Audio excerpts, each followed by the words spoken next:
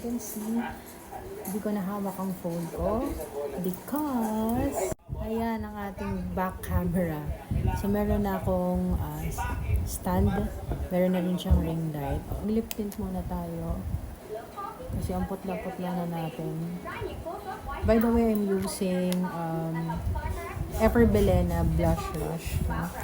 For today's video, ang ating content is ipapakita ko sa inyo ang aming business, which is food business. No? So I think some of you guys already know na meron kaming food business. So before pa ako ma-hospital, no, na buksan na namin yung business namin. Pero sinarado namin siya ng pansamantala kasi nga na-hospital ako. And after ko ma-discharge, siguro after a week, binuksan na namin siya ulit. So, yung business na meron kami is yung mga typical na merienda lang. Ang iba lang, hindi iba, pero ang recent lang namin na inad nitong bumalik ako sa galing hospital is, syempre, summer ngayon, so meron kami halo-halo, mais con hielo, and today, may dinagdag kami na lumpiang toge. So, yun yung mga bago lang na inad namin recently sa menu namin. Pero, the rest is yung mga typical lang na ng mga merienda. Meron din pala kami fried noodles, no? Kasi nga, dito sa area namin, guys, medyo maarte ang mga tao, no? May arte talaga sila. Hindi kasi talaga, siguro most dito, hindi pang masa yung pangapanlasa or taste buds nila. Unlike sa kinalakihan kong lugar, yung kinalakihan kong lugar, kahit fishball kikiam, cheese stick lang ibenta mo doon, mabubuhay ka talaga. Pero dito kasi syempre, subdivision to, no? Dito sa Crestwood, Camellia Homes, no? So, pag narinig mo pa lang yung Camellia Homes, alam mo na, no? So, mamaya, ipapakita ko sa inyo yung cart namin na nasa labas. So, pinasadya yun ng papa ko. Meron din kaming logo. So, by the way, guys, ang pangalan pala ng business namin is The Garage Grab. No? The Garage Grab kasi sa garahe namin siya sinimulan. Sa garahe rin kami nagbebenta. So, Grab, I think, Grab, G-R-U-B, I think, ang ibig sabihin nun parang food. Parang ganon. Si Mark kasi nagpangalan yan, guys. So, yun lang ang naaalala ko. Na yun ang ibig sabihin nata ng Grab. I'm not really sure sa Grab. Pero yun. Food, snacks, parang ganon. Then, ipapakita ko rin sa inyo, guys, yung mga yung menu namin. Papakita ko yun sa inyo. I can actually flash na lang here yung menu namin. Pero papakita ko rin mamaya yung actual. Also, yung lutuan namin. What else? Yun, yung maglalagay din ako or I'll try my best na makapag-record later ng if ever na may order kami ng halo-halo and mais con hielo.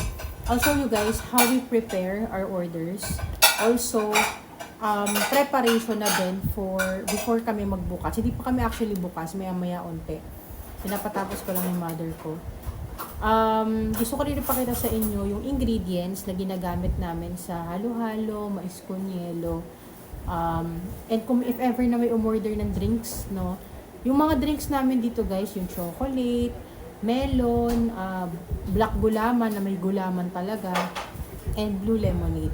So if ever na may drinks, papakita ko na sa inyo paano namin siya tinitimpla. So yun yung mga yung mga basic lang na ginagawa namin ang ipapakita ko sa inyo later. Hopefully, mapakita ko lahat yun, no? Hindi kami sana gaanong sobrang gahol na gahol. Diba? Since wala kasi kami delivery boy ngayon eh. Wala si Mark, nasa Bicol, bukas pa siya uuwi. So, lalakarin lang ng mama ko yun. Kasi dito guys, most sa orders namin, mostly online talaga. Bihira ang may walk-in sa amin. Kasi nga, syempre, yung mga tao dito talagang lahat nakakotse. Diba? Tsaka nakakatamad lakarin guys kasi yung lugar namin is pataas. Bundok kasi itong natirhan namin subdivision, no? So, yon. Mamaya lalabas ako, papakita ko sa inyo yung display din namin sa labas. So, I'll be right back. And I'm back. Okay, so sobrang tirik ang araw dito, guys. Ayan. super terikang araw. So, as I promised, ipapakita ko sa inyo ang aming business. And this is the Garage Grab. Okay, so yan. Yan yung pinaka-logo namin here. Ang laki niyan guys. Pina-customize ko talaga yan. And, okay, ibabakam ko na lang para hindi ako mahirapan. Here. Okay, so ito yung aming cart. Ito yung sinasabi kong pinagawa ng father ko. By the way, papa ko ang namuhunan dito. Though gumastos din naman ako. Pero, mga magkano lang.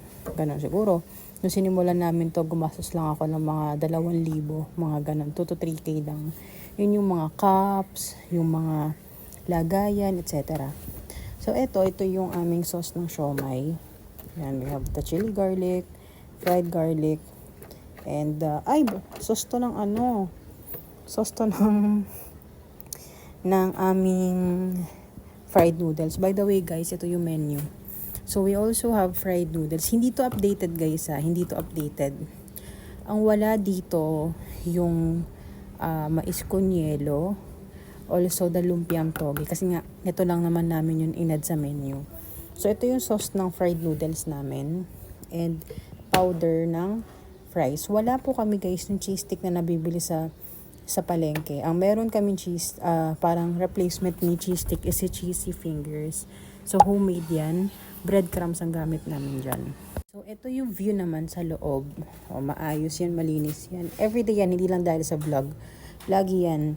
Everyday namin to nililinis. Tsaka ito. And ito. Everyday yan. So, ito. Dito sa baba yung mga cups, plastic. Yan. And yung gasol, etc. Ito we have table na lagayan ng mga tinidor, sticks, and chopsticks. So, chopsticks para sa mga fried noodles. And dito yung sauce ng aming fishball, yung mga tuhog. We have, yun, yung typical, sweet, chili, and suka. So, yung suka namin medyo maanghang yan, ng onte. Yung mga sauce, na gumagawa na kami kagad for siomai, para di na kami mahirapan. With chili na kagad siya. Yan. So, ito, yung lagayan lang ng mga, actually, ito dapat nandito to Yan. Lipat na natin. So, yan. Yan yung, hugas yan lahat by the way Lahat ng mga gamit dito. And kapag, kunyari may mga order na, dito namin siya ilalagay. Para hindi kami, ito yung lagayan mismo. Pag lalagay na kami, nagsasali na kami sa mga cups. Also, ito yung sauce ng, ito yung mayo, ketchup, and toyo. Kalamansi. We have suka din pala na plain. Meron kaming maanghang at hindi maanghang na suka. So, sa malayong view, ito yung aming itsura ng aming business. So, nalilipad yung mga menu. Ito yung pan-deliver namin, yung motor ni Mark. Okay, so yan yung pinaka, namin. Ito lang, ito. So, maikli lang, diba? Sobrang ikli lang ng pinakita ko. So, pasok tayo sa lobby. Papakita ko sa inyo yung ingredients ng halo-halo and mais con yelo. Buti guys, may umorder na. So, mapapakita ko sa inyo yung halo-halo, yung preparation, and yung pagluto dito. Okay, so we're back. So, dito na ako sa dining area namin. Okay, andyan na yung pasilip natin sa ingredients ng halo-halo and mais con yelo. So, ibabakam ko na lang uli para makita nyo ng maayos. Okay, so unang-una sa lahat, ang ingredients natin, meron tayong saging na saba. So, importante at ang sarap na luto ng nanay ko dyan. Ang tamis-tamis. Here, meron tayong nata. Nata yan guys, nata. Meron tayong mais na kernel. Kernel style to So, ito yung buo-buo. Meron din kaming cream of style. So, may cream of style kami kasi meron kaming mais con yelo na variety. Pero, sa halo-halo guys, ang ginagamit lang namin is ito. Hindi namin ito ginagamit kasi masyadong malasa to and mas mahal to. So, syempre, halo-halo, hindi naman kailangan maglasang mais lang. So, ito ang ginagamit namin. So, lahat yan nilalagay namin. Itong sago na green, gulaman na red. Ito yung Mr. Gulaman. Kami lang gumagawa niyan. Ito yung cream of style, pero again, sa mais con yelo namin to. Next is pinipig.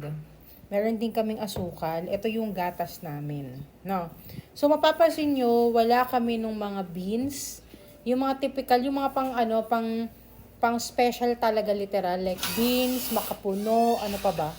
kaong. Hindi namin kasi nilalagay yun kasi napaka-unnecessary na nilang ilagay sa ingredients. Actually, nanay ko bumubulong-bulong siya sa akin kanina pa. Naiinis na ako. Unnecessary na kasi yung mga ingredients na yon. Una sa lahat yung kaong ang tigas. Matigas yung kaong. Sunod is yung makapuno. Yung makapuno kasi guys, siya matamis masyado and ang mahal. At hindi naman siya talaga nagbibigay ng malasang factor sa halo-halo. So, inilista namin yon.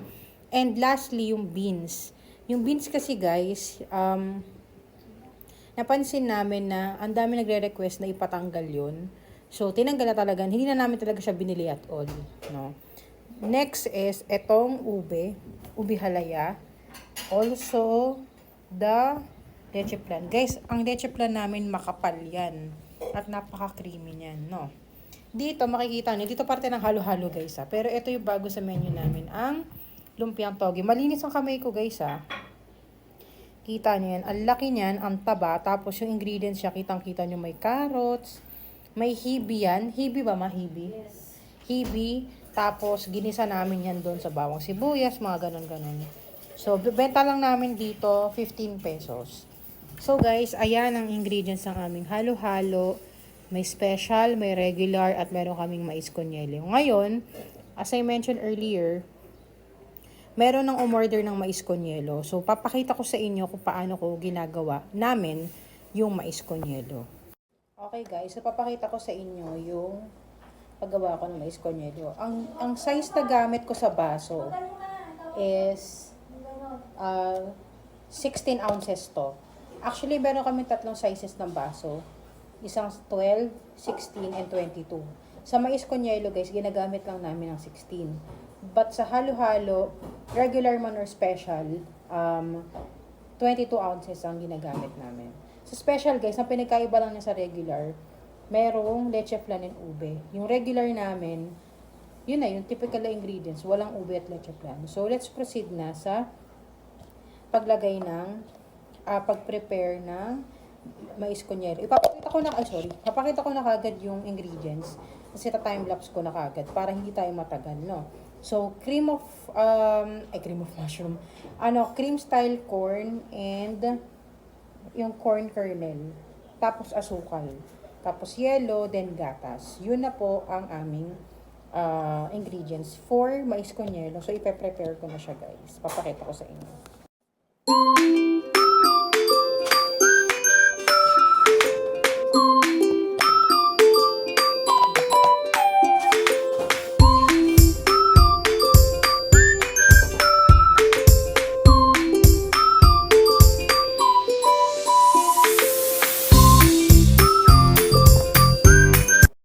Okay guys, so ganun lang ang paggawa namin ng mais con hielo. Lalagyan namin to syempre ng yelo and gatas. Pwede ko na ipapakita. So guys, that's it for today.